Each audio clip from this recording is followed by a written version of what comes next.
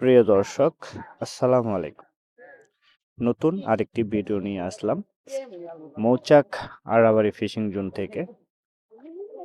সেই দানব আকৃতি একটি রুই মাছ হিট করার পর মাছটি মাচার ভিতরে ঢুকে গেছে।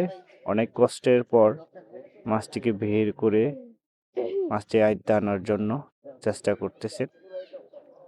দেখা যাক শেষ পর্যন্ত এই দানব আকৃতি মাছটি শিকারী ভাই উঠাতে পারে কিনা, এটাই দেখার বিষয়।